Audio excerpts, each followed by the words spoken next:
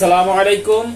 আমি doctor Naimul Kibria, DHMS Bangladesh homeopathy medical college, DHMS রোকেয়ান Islam homeopathy medical college, উচ্চতর প্রশিক্ষণপ্রাপ্ত গর্ভবতী মায়ের পরিচর্যা আইএইচএমআর। আমরা আজকে আলোচনা করব হাঁপানির বৃদ্ধি নিয়ে। আমাদের হাঁপানির বৃদ্ধি নিয়ে আজকে 16 নাম্বার ভিডিও। আমরা এটা পঞ্চম অধ্যায়, হাঁপানির বৃদ্ধি, এটা পঞ্চম অধ্যায়ের দ্বিতীয় ভিডিও। তো এই পর্যায়ে আমরা বলবো যে হাঁপানি, আমাদের এই ভিডিওগুলো অবশ্যই ডাক্তারদের জন্য, এবং রোগীরা যেন বুঝতে পারে ডাক্তারের কাছে আসি কি বলবে, কোন বিষয়গুলো তাদেরকে পয়েন্ট করে বলতে হবে। এই জন্য আমাদের এই ভিডিও। অবশ্যই কেউ আমাদের এই ভিডিও থেকে নিজে নিজে ওষুধ প্রয়োগ করবেন না। একজন ভালো ডাক্তারের পরামর্শে ওষুধ খাবেন ইনশাআল্লাহ, তখনই আপনারা হোমিওপ্যাথিক আরোগ্য পাবেন। এই পর্যায়ে আমরা আমাদের আলোচনা শুরু করতেছি। আলোচনার প্রথমে আমরা যে বিষয়টা বলবো, আমরা বলতেছিলাম হাঁপানির বৃদ্ধির সময়, কখন বৃদ্ধি হলে, হাঁপানিতে কেমন বৃদ্ধি হলে আমরা কোন ধরনের ওষুধের কথা চিন্তা করব। তো এই পর্যায়ে আমরা যে বিষয়টা বলবো, ভেজা ঠান্ডায় বৃদ্ধি, অর্থাৎ শীতের সময় যে বৃষ্টি হয়, এই বৃষ্টিতে বা শীতের ঠান্ডা ভেজা অবস্থায় যে হাঁপানিগুলো হয়, এই হাঁপানিতে আমরা থুজা অক্সিডেন্টালিসের কথা বলতেছিলাম। থুজা অক্সিডেন্টালিস দিতে হবে, থুজা অক্সিডেন্টালিসের কথা চিন্তা করব। এরপরে আমরা যদি দেখি যে কেউ হাঁটলে বা শুয়ে থাকলে যদি হাঁপানি বৃদ্ধি পায়, হাঁটলে ও শুইলে হাঁপানি বৃদ্ধি, কিন্তু বসলে হাঁপানি একটু কম মনে হয়, একটু স্থির থাকে। হাঁটা চলা এবং শুলে যদি হাঁপানি বৃদ্ধি হয়, তখন আমরা এদের জন্য অ্যারালিয়া মেডিসিনটার কথা চিন্তা করি। অ্যারালিয়া অনেকে মাদার টিংচার ইউজ করে। পর্যায়ক্রমে মাদার টিংচার পরবর্তীতে পাওয়ারের দিকে আস্তে আস্তে আগাইতে পারে। অবশ্যই অ্যারালিয়া যদি লক্ষণ থাকে, অ্যারালিয়াতে আপনার হাঁপানি আরোগ্য হবে ইনশাআল্লাহ।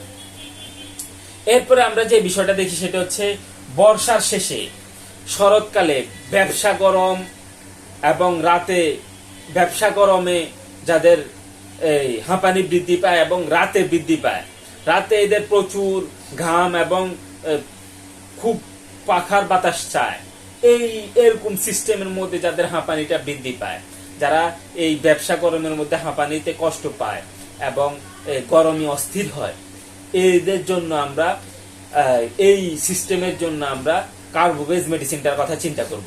কার্বোভেজ মেডিসিন এই ব্যবসা গরমের, বর্ষার এবং ব্যবসা গরমের অস্থিরতার জন্য আমরা কার্বোভেজের কথা চিন্তা করব। এরপরে যাদের হৃৎপিণ্ডের সাথে হাঁপানি, হৃৎপিণ্ডের সমস্যার সাথে হাঁপানি, অর্থাৎ এদের সাথে হৃৎপিণ্ডের সমস্যা সাথে সাথে হাঁপানি, এরা শুইতে পারে না, শ্বাস গ্রহণের জন্য এরা সোজা হয়ে বসে থাকে এবং এভাবে স্ট্রং হয়ে বসে থাকে এবং স্ট্রং হয়ে বসে এরা শ্বাস নেয়। অর্থাৎ সোজা হয়ে বসলে এরা শ্বাসটা সহজে নিতে পারে। এরা ঘুমাইতে পারে না, ঘুমাইতে গেলে এদের দম বন্ধ ভাব হয়ে যায়, মানে মনে হয় যে দম বন্ধ হয়ে যাবে। এরকম ব্যাপার হইলে আমরা এরকম রোগীদের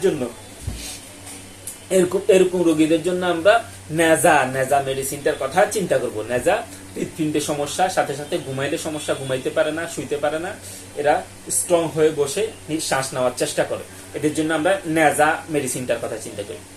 এরপরে যাদের আশ্বিন কার্তিক মাসে এই গরম, দিনে গরম রাতে শীত, এইরকম একটা অবস্থাতে যাদের হাঁপানি হয়, আশ্বিন কার্তিক মানে এটা শীতের আগ মুহূর্ত বলা চলে, শীতের আগে এটা। এই সময় দিনে গরম থাকে, ভোর রাতের দিকে ঠান্ডা লাগে।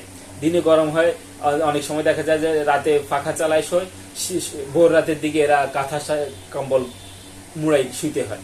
এরকম সময়ে যাদের হাঁপানিটা বৃদ্ধি পায়, যারা এই সময়ে হাঁপানিতে ভোগে, এদের জন্য আমরা ডালকামারা মেডিসিনটার কথা চিন্তা করব। দিনে গরম রাতে ঠান্ডা, এদের জন্য কমন ভাবে ডালকামারা আমরা চিন্তা করি। এরপর আমরা যে বিষয়টা দেখি সেটা হচ্ছে গুমোট আবহাওয়া। গুমোট আবহাওয়াতে যাদের হাঁপানি বৃদ্ধি হয়, এরা এই গুমোট আবহাওয়াতে হাঁপানি বৃদ্ধি হইলে আমরা বলছিলাম এই সময় যারা গরম, এরা বাতাস চায়, পাখার বাতাস এই সময় যারা চায়, এদের জন্য আমরা কার্বোভেজের কথা বলছিলাম।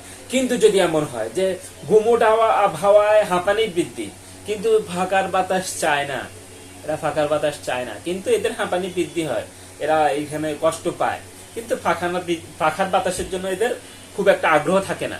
তখন আমরা এদের জন্য মার্কুরিয়াস সুলিবুলাসের কথা চিন্তা করবো। এদের মার্কুরিয়াস সুলিবুলাসের আরো লক্ষণ থাকে, জিহ্বার লক্ষণ থাকে, পিপাসার লক্ষণ থাকে, এই ব্যাপারগুলো আমরা দেখবো। সবগুলো দেখে বিবেচনা করব মার্কুরিয়াস সুলিবুলাস নাকি কার্বোভাস মেডিসিনটা আসতে পারে। এরপরে আমরা যে বিষয়টা দেখি সেটা হচ্ছে যাদের হাঁপানি আশ্বিন বা চৈত্র বৈশাখ মাস পর্যন্ত, আশ্বিন মাস থেকে চৈত্র বৈশাখ মাস পর্যন্ত খুব বৃদ্ধি পায় এবং বর্ষায় কম থাকে, এরা ভীষণ একটু হেলান দিয়ে বসলে উপশম হয় সন্ধ্যা এবং মধ্যরাত এবং শেষ রাতে এদের মাথা গরম হয়ে হাঁপানিটা বৃদ্ধি পায়। এরকম রোগীদের ক্ষেত্রে আমরা ক্যাসিয়াসোফেরা মেডিসিনটার কথা চিন্তা করি। ক্যাসিয়াসোফেরা এদের জন্য খুব একটা ভালো ঔষধ। এদের বর্ষায় হাঁপানির সমস্যাটা কম থাকে, কিন্তু এই যে চৈত্র থেকে বৈশাখ মাস পর্যন্ত, অর্থাৎ এই